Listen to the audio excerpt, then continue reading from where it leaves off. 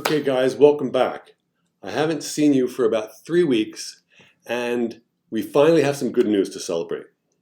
So, in answer to the main question, when is it safe to have elective cosmetic procedures in Orange County? In my opinion, not quite yet. But let's go over the positive news. There's only 3 slides to talk about today. And then finally, I feel good enough to play a happy jazz medley that I've gotten together for you. I've been thinking of all of you as I've been getting this medley together, and I hope you like it as much as I enjoyed getting it together. So we're going to celebrate some good news. As you know, I do some cappuccino, or you may know that I do some cappuccino art, and it was very discouraging. It still is kind of discouraging that I'm sitting here in my living room and not in my office talking to you, but there is some good news that we have for today. Okay, this is a slide taken today from the Orange County COVID hospitalizations and ICU census. And you can see that we may have peaked as far as hospitalizations and also in ICU admissions. Now we're not quite down to where we were, and we still might have a little while to go, but this is the first encouraging news. The last time I spoke to you, we were at the very peak. So it is starting to improve. This is what you need to look at most of all. There's been a lot of news lately about how they report the statistics and what statistics you can count on and things like that. Well, you can really count on hospitalizations and ICU census, and even more so, you can count on COVID deaths because that's something you can't fudge. Now, unfortunately, this chart is going up. It's coming down a little bit at the end because they attribute deaths to the time that they were reported or the day that the death. I don't know exactly how that works, but unfortunately, there were 32 deaths reported today. And if you look at where 16 is at the very top of this chart, today there were 32 deaths reported. That's why you have to look at these numbers that average out the statistics you're looking at over a period of days. So anyway, let's take one more look at the facts, and these are the CDC recommendations to proceed with opening up our society.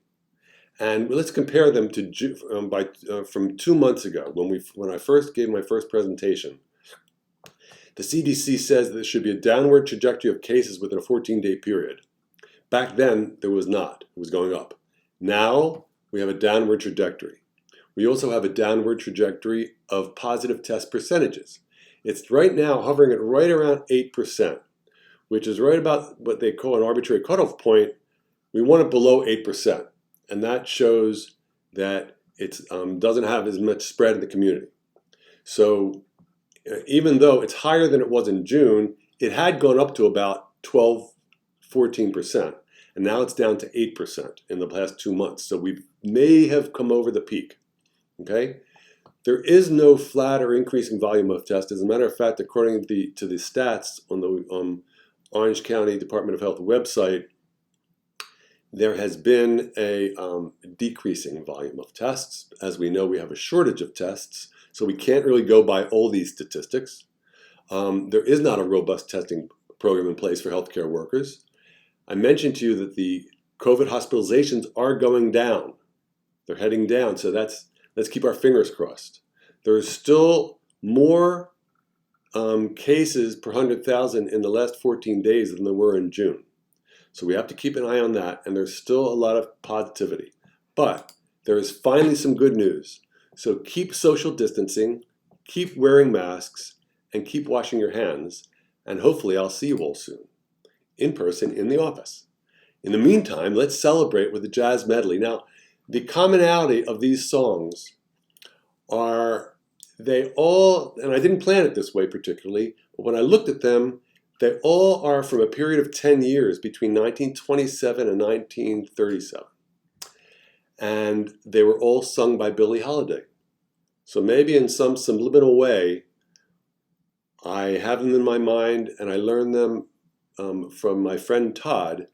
When I was an intern, I lived in Hartford, Connecticut, and he was a disc jockey.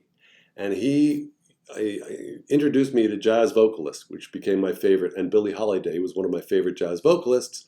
So listening to all these songs I may have incorporated these songs into my brain during that period.